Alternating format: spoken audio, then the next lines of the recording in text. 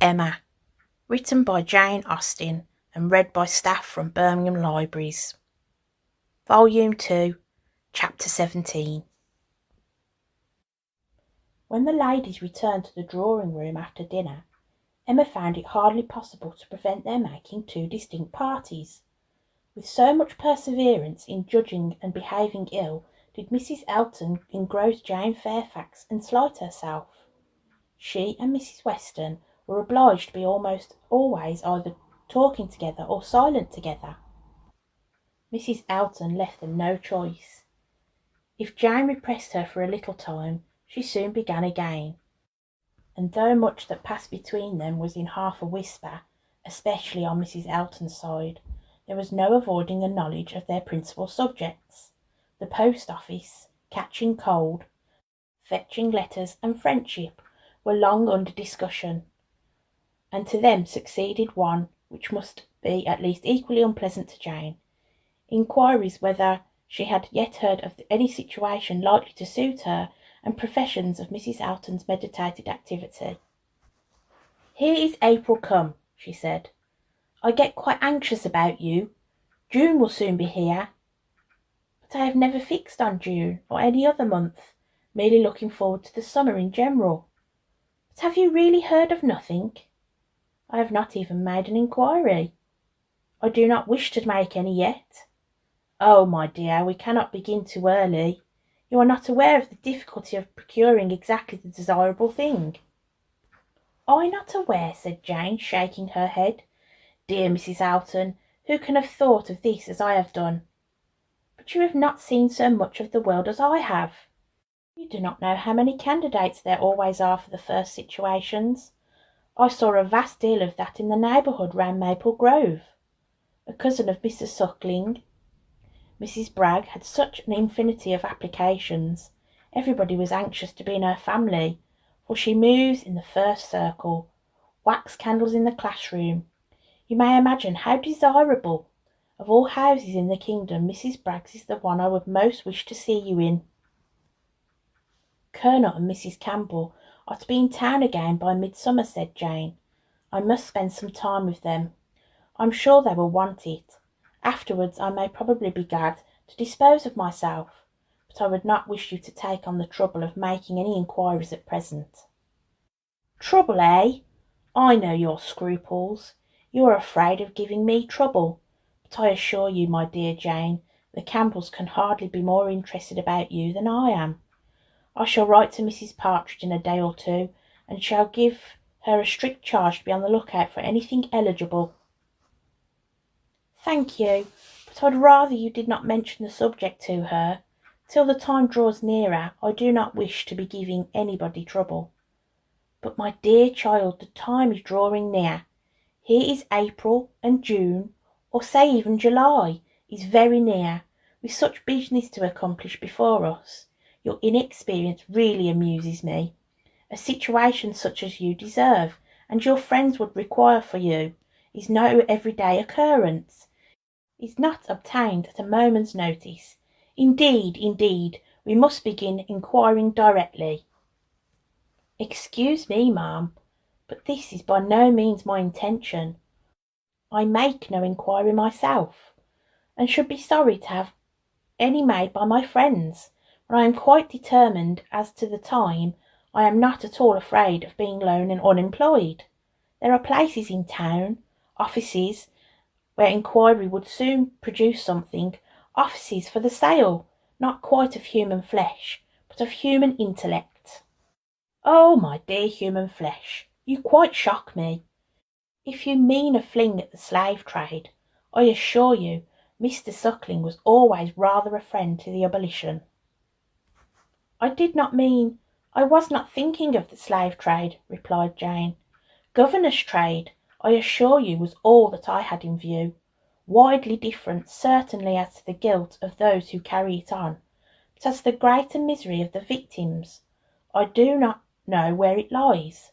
But I only mean to say that there are advertising offices, and that by applying to them I should have no doubt of very soon meeting with something that would do." "Something that would do," repeated Mrs. Elton. "Ay, That might suit your humble ideas of yourself. I know what a modest creature you are, but it will not satisfy your friends to have you taking up on anything that may offer any inferior, commonplace situation in a family not moving in a certain circle or able to command the elegancies of life. You are very obliging, but as to all that, I am very indifferent. It would be no object to me to be with the rich. My mortifications, I think, would only be for the greater. I should suffer more from comparison. A gentleman's family is all that I should condition for. I know you. I know you. You would take up with anything, but I shall be a little bit more nice, and I am sure the good Campbells will be quite on my side. With your superior talents you have the right to move in the first circle. Your musical knowledge alone would entitle you to name your own terms, have as many rooms as you like, and mix in the family as much as you choose. That is, I do not know, if you know the harp, you might do all that, I am very sure, but you sing as well as play. Yes, I really believe you might even, without the harp, stipulate for what you choose, and you must and shall be delightfully honourable and comfortably settled before the Campbells or I have any rest.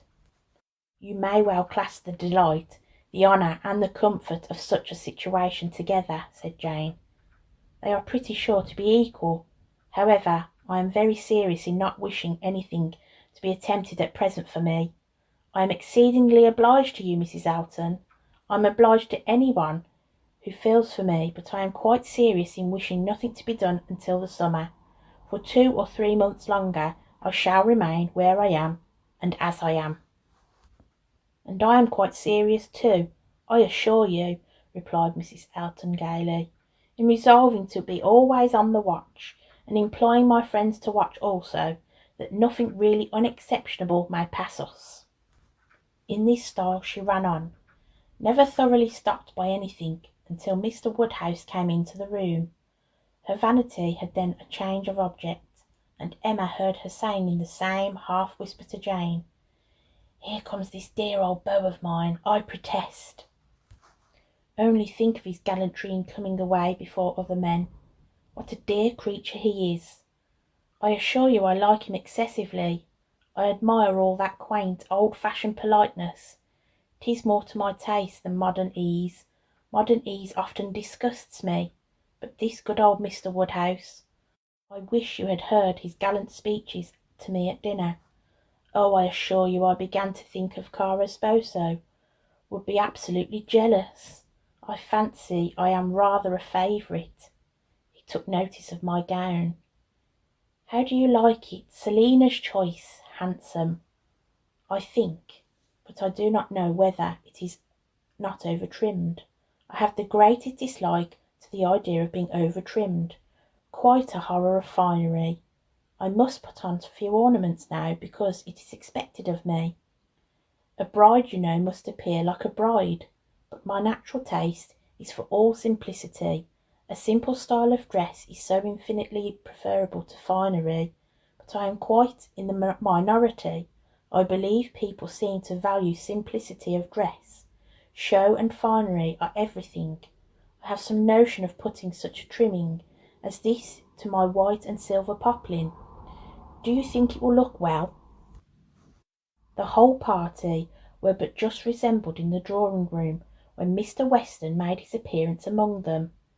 He had returned to a late dinner, and walked to Hartfield as soon as it was over. He had been too much expected by the best judges for surprise, but there was great joy. Mr. Woodhouse was almost as glad to see him now as he would have been sorry to see him before. John Knightley only was in mute astonishment that a man who might have spent his evening quietly at home after a day of business in London should set off again and walk 1/2 a mile to another man's house for the sake of being in mixed company till bedtime, of finishing his day in the efforts of civility and the noise of numbers, was a circumstance to strike him deeply. A man who had been in motion since 8 o'clock in the morning, and might now have been still, who had been long talking, and might have been silent, who had been in more than one crowd and might have been alone. Such a man to quit the tranquillity and independence of his own fireside, and on the evening of a cold, sleepy April day, rush out again into the world. Could he, by a touch of his finger, instantly taken back his wife? There would have been a motive, but his coming would probably prolong rather than break up the party. John Knightley looked at him with amazement, then shrugged his shoulders and said, "I could not have believed it, even of him." Mr. Weston, meanwhile, perfectly unsuspicious of the indignation he was exciting, happy and cheerful as usual, and with all the right of being principal talker, which a day spent anywhere from home confers, was making himself agreeable amongst the rest, and having satisfied the inquiries of his wife as to his dinner, convincing her that none of all her careful directions to the servants had been forgotten, and spread abroad what public news he had heard, was proceeding to a family communication, which, though principally addressed to Mrs. Weston, he had not the smallest doubt of being highly interested to everybody in the room. He gave her a letter. It was from Frank, and to herself. He had met with it in his way, and taken the liberty of opening it. "Read it," said he. "It will give you pleasure. Only a few lines. Will not take you long. Read it to Emma." The two ladies looked over it together, and he sat smiling and talking to them the whole time, in a voice a little subdued, but very audible to everybody. "Well, he's coming, you see. Good news, I think." "Well, what do you say to it?" "I always told you he would be here again soon, did not I? Anne, my dear, did not always tell you so? And you would not believe me. In town next week, you see, at the latest, I dare say, for she is as impatient as the black gentleman when anything is to be done. Most likely they will be there to-morrow or Saturday. As her illness all of nothing, of course. But it's an excellent thing to have Frank amongst us again, so near as town. They will stay a good while when they do come, and he will be half his time with us. This is precisely what I wanted. Well, pretty good news, is it not? Have you finished it? Has Emma read it at all? Put it up, put it up. We will have a good talk about it some other time, but it will not do now. I shall only mention the circumstance to others in a common way." Mrs. Weston was most comfortably pleased on the occasion. Her looks and words had nothing to restrain them. She was happy. She knew she was happy, and knew she ought to be happy. Her congratulations were warm and open, but Emma could not speak so fluently. She was a little occupied in weighing down her own feelings and trying to understand the degree of her agitation, which she rather thought was considerable. Mr. Weston, however, too eager to be very observant, too communicative to want others to talk, was very well satisfied with what she did say, and soon moved away to make the rest of his friends happy by a partial communication of what the whole room must have overheard already. It was well that he took everybody's joy for granted, or he might not have thought either Mr. Woodhouse or Mr. Knightley particularly delighted. They were the first entitled, after Mrs. Weston and Emma, to be made happy. From then he would have proceeded to Miss Fairfax, but she was so deep in conversation with John Knightley that it would have been too positive an interruption, and finding himself close to Mrs. Elton and her attention disengaged, he necessarily began on the subject with her. Emma, by Jane Austen, read by staff from Birmingham Libraries. Volume 2, Chapter 18. "I hope I shall soon have the pleasure of introducing my son to you," said Mr. Weston. Mrs. Elton, very willing to suppose a particular compliment intended her by such a hope, smiled most graciously. "You have heard of a certain Frank Churchill, I presume," he continued, "and know him to be my son, though he does not bear my name." "Oh, yes, and I shall be very happy in his acquaintance. I am sure Mr. Elton will lose no time in calling on him, and we shall both have great pleasure in seeing him at the vicarage." "You are very obliging. Frank will be extremely happy, I am sure. He is to be in town next week, if not sooner. We have notice of it in a letter today.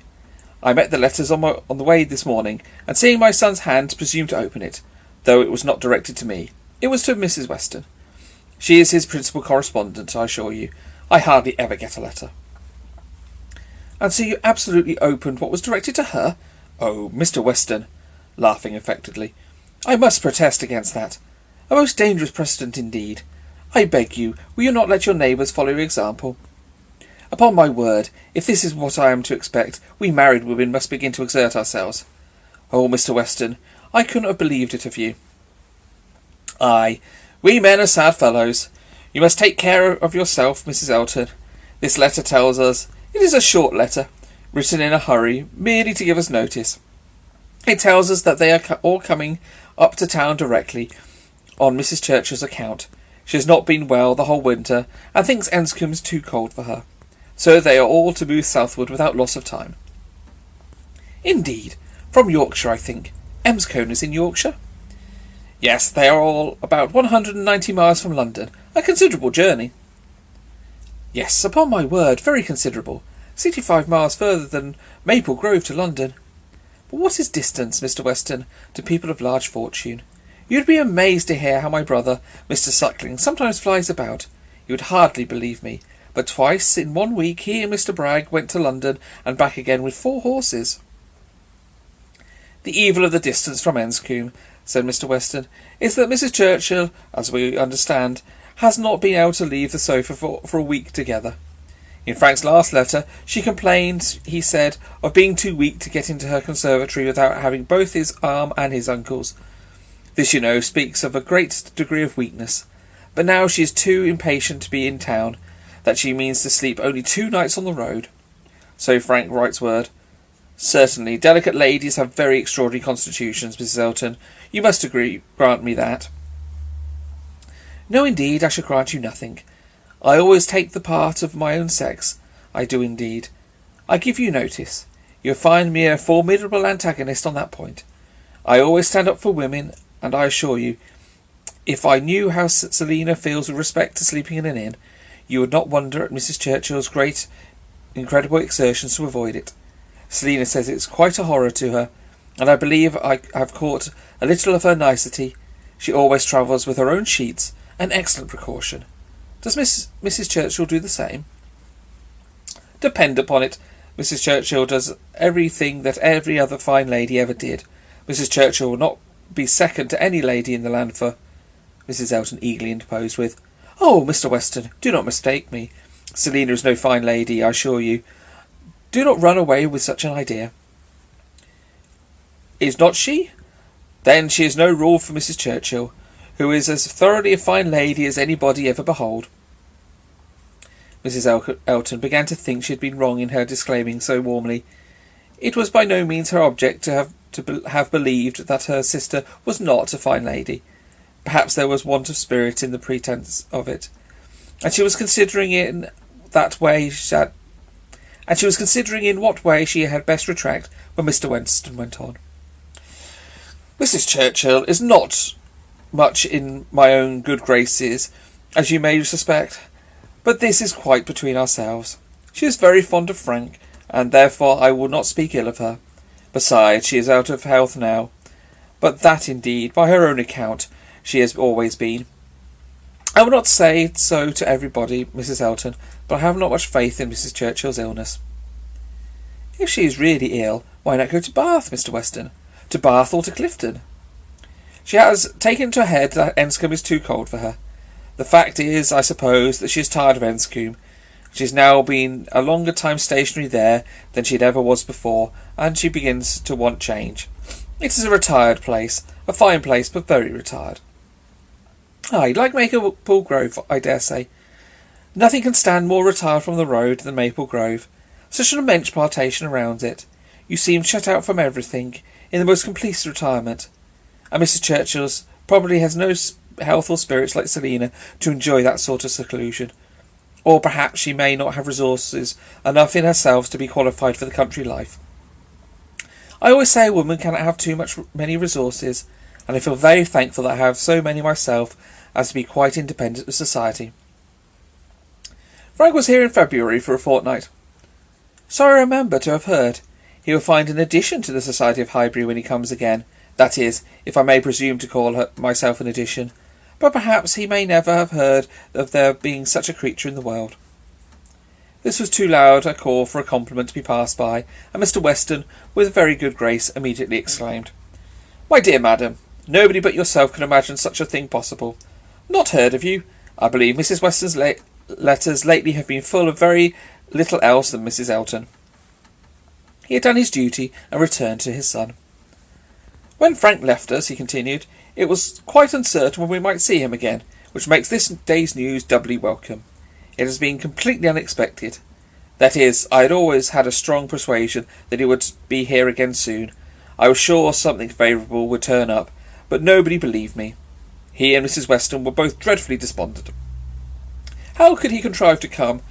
How could it be supposed that his uncle and aunt would spare him again? And so forth. I always felt that something would happen to our favour. And so it has, you see. I have observed, Mrs. Elton, in the course of my life, that if things are going untowardly one month, they are sure to mend the next." "Very true, Mr. Weston, perfectly true. It is just what I used to say to a certain gentleman in company in the days of courtship, when, because things did not go quite right, did not proceed with all the rapidity which suited his feelings, he was apt to be in despair, and exclaim that he was sure at this rate it would be May before Hyman's saffron robe would be put on for us. Oh, the pains I have been at to dispel those gloomy ideas and give him cheerful views. The carriage, we had disappointments about the carriage. One morning, I remember, he came to me in quite despair." She was stopped by a slight fit of coughing, and Mr. Weston instantly seized the opportunity of going on. "You are mentioning May. May is the very month which Mrs. Weston, which Mrs. Churchill is ordered, or has ordered herself to spend in some warmer place than Enscombe. In short, to spend in London, so that we have the agreeable prospect of frequent visits from Frank the whole spring. Precisely the season of the year which one should have chosen for it. Days almost at the longest, weather genial and pleasant, always inviting one out, and never too hot for exercise. When he was here before, we made the best of it, but there was a good deal of damp, wet, cheerless weather. There always is in February, you know, and we could not do half of what we intended. Now will be the time. This will be complete enjoyment, and I do not know, Mrs. Elton, whether the uncertainty of our meetings, the sort of constant expectation there will be of his coming in today or tomorrow, and at any hour, may not be more friendly to happiness than having him actually in the house. I think it is so. I think it is the state of mind which gives most spirit and delight. I hope you be pleased with my son, but you must not expect a prodigy. He is generally thought a fine young man, but do not expect a prodigy. Mrs. Weston's partiality for him is very great, and, as you might suppose, most gratifying to me. She thinks nobody equal to him.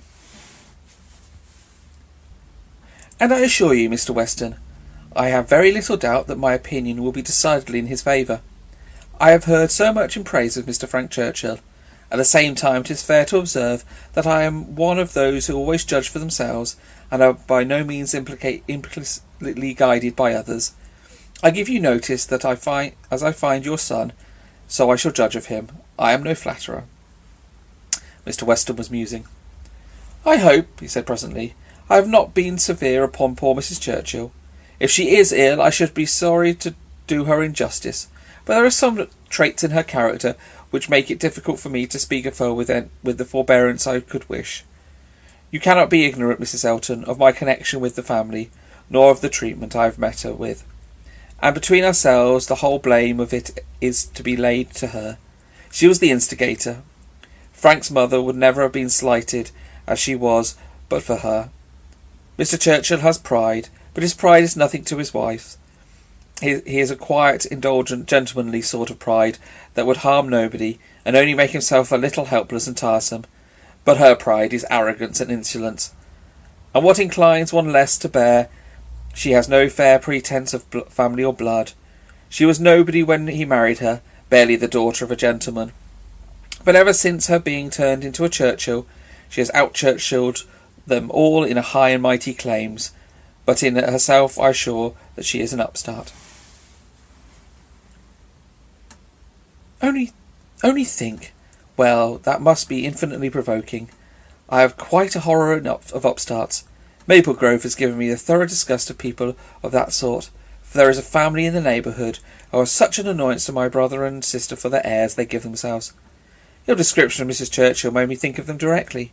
People of the name of Tupman, very lately settled there, and encumbered with many low connections, but giving themselves immense airs and expecting them to be on a footing with old established families.